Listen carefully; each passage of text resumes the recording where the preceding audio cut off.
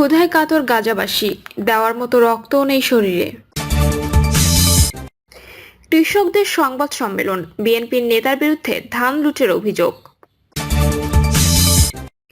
জানাবো নখ উপড়ে ছ্যাঁকা দিয়ে পঙ্গু করে ভিক্ষাবৃত্তি, পাবনায় 6 মাস আটকে রেখে বানানো হয় প্রতিবন্ধী। এবং সর্বশেষ জানাবো বাংলাদেশকে 62,60,00,000 মার্কিন ডলার ঋণ দেবে কোরিয়া। শুনছিলেন সংবাদ শিরোনাম, এবারে বিস্তারিত। ক্ষুধায় কাতর গাজাবাসী, দেওয়ার মতো রক্তও নেই শরীরে। ইসরায়েলের অবিরাম হত্যাযজ্ঞে নিশ্চিহ্ন প্রায় গাজা, চারদিকে মৃত্যুর মিছিল। এরই মধ্যে বাড়ছে ক্ষুধা, বন্ধ হয়ে গেছে বেকারিগুলো, বাজারগুলো খালি পড়ে আছে। 1 মাসেরও বেশি সময় অবরুদ্ধ গাজার শেষ খাবারটুকুও ফুরিয়ে আসছে। খাদ্যের অভাবে ইতোমধ্যে শারীরিকভাবে ভেঙে পড়েছে গাজার বাসিন্দারা। একবেলা আধপেটা খেয়ে দেখা দিয়েছে তীব্র অপুষ্টি, যার জেরে ক্রমবর্ধমান আহত প্রতিবেশী প্রিয়জনদের রক্ত দিতেও পারছেন না গাজাবাসী। খাদ্যাভাবে সৃষ্ট চরম অপুষ্টির কারণে রক্ত কমে গেছে তাদের নিজেদের শরীরেই। মার্কিন সংবাদ সংস্থা এপির প্রতিবেদনে বলা হয়েছে, অবরুদ্ধ ভূখণ্ডে ক্রমবর্ধমান চাহিদা থাকা সত্ত্বেও ইসরায়েলের চলমান অবরোধ এবং অনাহার অভিযানের ফলে সৃষ্ট তীব্র অপুষ্টি অনেক ফিলিস্তিনিকে রক্তদানে বাধা দিচ্ছে। 2023 সালে অক্টোবরে যুদ্ধ শুরুর পর গাজায় সম্পূর্ণ অবরোধ আরোপ করে ইসরায়েল। খাদ্য, পানি, জ্বালানি ও মানবিক সাহায্য প্রবেশের পথ বন্ধ করে দেয় বর্বর সেনারা। পরবর্তী সময়ে থেমে থেমে কিছু ত্রাণ সরবরাহ অব্যাহত থাকলেও 2রা মার্চ থেকে আবারও পূর্ণ অবরোধ পুনর্বহাল করে ইসরায়েল। এতে আবারও তীব্র খাদ্য সংকটে পড়ে গাজাবাসী, যার সরাসরি প্রভাব পড়েছে রক্তদান কর্মসূচিতে। অপুষ্টির কারণে গাজার অনেকেই রক্তদান করতে অক্ষম হয়ে পড়েছেন। রক্তের ইউনিটের ক্রমবর্ধমান চাহিদা মেটাতে ব্যর্থ হচ্ছেন তারা। স্বেচ্ছাসেবক আব্দুল্লাহ আল আরের বলেছেন, আমি সাহায্য করার জন্য কিছু করতে চেয়েছিলাম, কিন্তু রক্তদান করা আমার পক্ষে কঠিন ছিল, কারণ আমাদের শরীর আগের মতো নেই। আমরা অনিরাপদ পানি পান করি। আমার কিছু বন্ধু রক্তদান করতে পারেনি, কারণ তাদের হিমোগ্লোবিনের মাত্রা খুব কম ছিল। গাজা ব্যাপটিস্ট হাসপাতালে তরুণ স্বেচ্ছাসেবক ইয়াহিয়া আল জারদ রক্তদান করার চেষ্টা করেছিলেন, কিন্তু তিনি একটি সম্পূর্ণ ইউনিট সম্পূর্ণ করতে পারেননি। মাঝপথে থামতে হয়েছিল তাকে। তিনি বলেন, ক্ষুধার কারণে আমি দুর্বল হয়ে পড়ি, এজন্য রক্তদানে ব্যর্থ হই। হাসপাতালে রক্তদান অভিযানের তত্ত্বাবধানকারী ল্যাব বিশেষজ্ঞ হুদা আবু দালাল বলেছেন, রক্তদান করতে আসা 20 থেকে 30% স্বেচ্ছাসেবক রক্ত স্বল্পতায় ভুগছেন। রক্তের মজুদ কম থাকায় এবং দাতার সংখ্যা অপর্যাপ্ত হওয়ায় জর্ডান এবং পশ্চিম তীরের দিকে ঝুঁকছে গাজার স্বাস্থ্য মন্ত্রণালয়।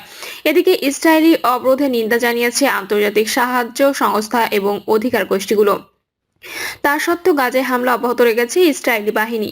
সকাল থেকে রাত পর্যন্ত 28 জন নিহত হয়েছেন। এর মধ্যে দক্ষিণ গাজায় খান ইউনুসের বোমা হামলায় জীবন্ত পুড়ে মরেছেন একই পরিবারের 11 জন। একাধিক বিমান হামলার কারণে খান ইউনিসে ওই বাড়িতে আগুন লেগে যায়। গাজা শহরের পশ্চিম অংশে বিমান হামলায় একটি পরিবারের 7 সদস্য নিহত হয়েছেন। যুদ্ধবিরতি নিয়ে নতুন প্রস্তাব কাতার মিশরের। হামাস ইসরায়েল যুদ্ধ বন্ধে নতুন একটি প্রস্তাব তৈরি করেছে মধ্যস্থতাকারী দেশ কাতার ও মিশর। আলোচনার সঙ্গে যুক্ত এক জ্যেষ্ঠ ফিলিস্তিনি কর্মকর্তার বরাত দিয়ে ব্রিটিশ সংবাদ মাধ্যম বিবিসি ও এ তথ্য জানিয়েছে। ওই কর্মকর্তার দেওয়া তথ্য অনুযায়ী নতুন এ প্রস্তাব কার্যকর হলে হামাস ও ইসরায়েলের মধ্যে যুদ্ধবিরতি থাকবে 5 থেকে 7 বছর।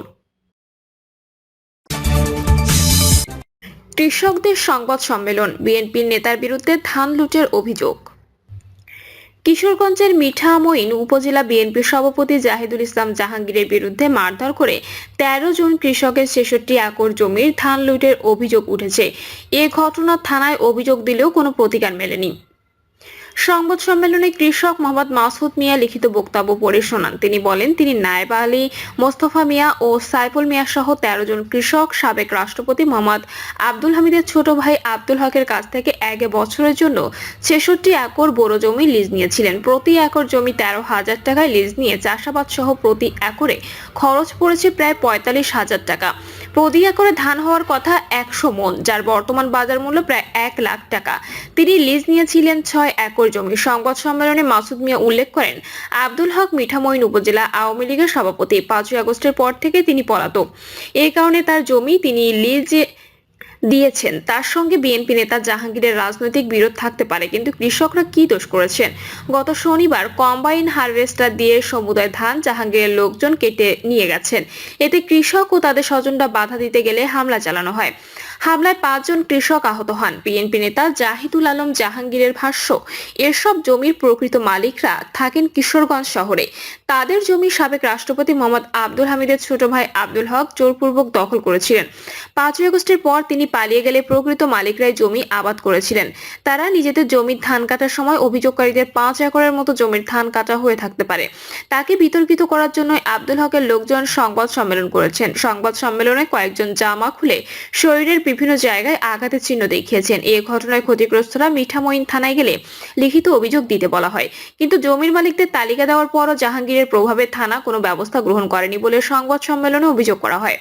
এ বিষয়ে মিঠামইন থানার ওসি শফিউল আলম দাবি করেন, জমির ধান কাটার 3-4 দিন আগে কয়েকজন তার কাছে অআনুষ্ঠানিকভাবে জানান তার ধান কাটার ব্যাপারে নিরাপত্তার অভাব বোধ করছেন।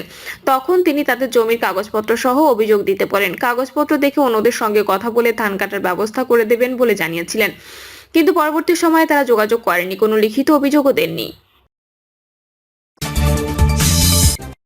নখ উপড়ে ছ্যাঁকা দিয়ে পঙ্গু করে ভিক্ষাবৃত্তি। পাবনায় 6 মাস আটকে রেখে বানানো হয় প্রতিবন্ধী।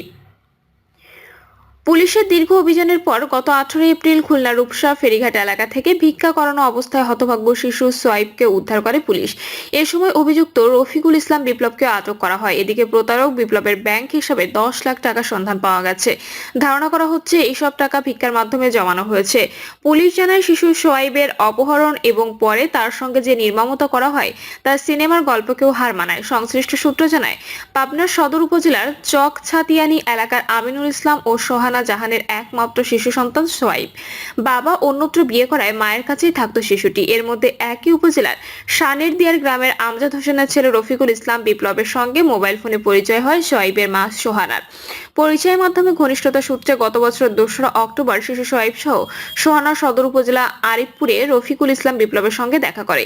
এ সময় কৌশলে প্রতারক বিপ্লব শিশুটিকে বিস্কুট কিনে দেওয়ার কথা বলে অপহরণ করে নিয়ে যায়। দীর্ঘক্ষণ অপেক্ষা করেও বিপ্লব ও ছেলের খোঁজ না পেয়ে সোহানা বাড়িতে ফিরে আসেন এবং ওই বছরের 7ই অক্টোবর পাবনা সদর থানায় একটি সাধারণ ডায়েরি করেন। যেটির পর কেটে যায় 6টি বছর। পুলিশ ও সোহানার স্বজনরা বিভিন্ন স্থানে শিশুটির খোঁজ করতে থাকেন। এদিকে গোপনে থাকা অভিযুক্ত রফিকুল ইসলাম বিপ্লব শিশু সোয়াইবের মাকে মাঝে মাঝে মধ্যে ফোন করে অপহরণ করেছে এবং সোয়াইব ভালো আছে বলে জানান। এভাবে সে প্রতিনিয়ত এক জেলা থেকে আরেক জেলায় অবস্থান করতে থাকে। তার মোবাইল ফোনও বেশিরভাগ সময় বন্ধ থাকতো। সবশেষে ফোন নাম্বার ট্র্যাকিং করে তার লোকেশন শনাক্তের পর অপহরণের 6 মাস পর গত 18 এপ্রিল খুলনা রূপসা ফেরিঘাট এলাকা থেকে ভিক্ষা করানো অবস্থায় শিশুটিকে উদ্ধার এবং অভিযুক্ত রফিকুল ইসলাম বিপ্লবকে আটক করে পুলিশ। সোমবার পাবনা পুলিশ শিশুটি সহ প্রতারক বিপ্লবকে পাবনায় নিয়ে আসে। গুরুতর অবস্থায় শিশুটিকে পাবনা জেনারেল হাসপাতালে ভর্তি করা হয়। হাসপাতালে দুপুরে কথা হয় শিশু সোয়াইবের মা এবং চিকিৎসকদের সঙ্গে। এ সময় শিশুটির মা সোহানা জাহান জানান, অপহরণের পর তার ছেলেকে বিপ্লব নির্মম নির্যাতন চালিয়ে পঙ্গু করে তাকে দিয়ে ভিক্ষাবৃত্তি করাতো। শিশু সোয়াইবের হাতে, পিঠে এবং বুকে জ্বলন্ত সিগারেট ও কয়েলের ছ্যাঁকা দেওয়া হতো। হাতের নখ উপড়ে ফেলে না খাইয়ে রেখে বানানো হয় তার প্রায় প্রতিবন্ধী। প্রতিদিন রাতে এভাবেই তার উপর নির্যাতন চালাতো এবং দিনে তাকে দিয়ে করানো হতো ভিক্ষা। গুরুতর অসুস্থ শিশু সোয়াইব জানায়, রাতে তাকে একটি কক্ষে বন্দি করে রাখা হতো এবং প্রায়ই না খাইয়ে রাখা হতো। তার শরীরে দাঁতের কামড় বসিয়ে চামড়া তুলে ফেলতো। সারা শরীরে দেওয়া হতো সিগারেট ও কয়েলের আগুনের ছ্যাঁকা। শিশু সোয়াইব পাবনা জেনারেল হাসপাতালের অর্থোপেডিক্স বিভাগের 26 নম্বর বেডে চিকিৎসাধীন রয়েছে। দুপুরে তার বাম হাতের একটি আঙুল অপারেশন করে কেটে বাদ দেওয়া হয়। পাবনা জেনারেল হাসপাতালের অর্থোপেডিক্স বিভাগের প্রধান ডক্টর মাসুদুর রহমান প্রিন্স বলেন, শিশুটির অবস্থা খুব একটা ভালো নয়। পচন ধরার তার হাতের একটা আঙুল কেটে বাদ দিতে হয়েছে। প্রয়োজনীয় চিকিৎসা পেলে আশা করছি সে সুস্থ হবে, তবে সময় লাগবে। প্রিয় দর্শক, এই ছিল এখনকার সর্বশেষ সংবাদ। আপডেট সব সংবাদ পেতে চ্যানেলটি সাবস্ক্রাইব করে বেল আইকনটি ক্লিক করে রাখুন।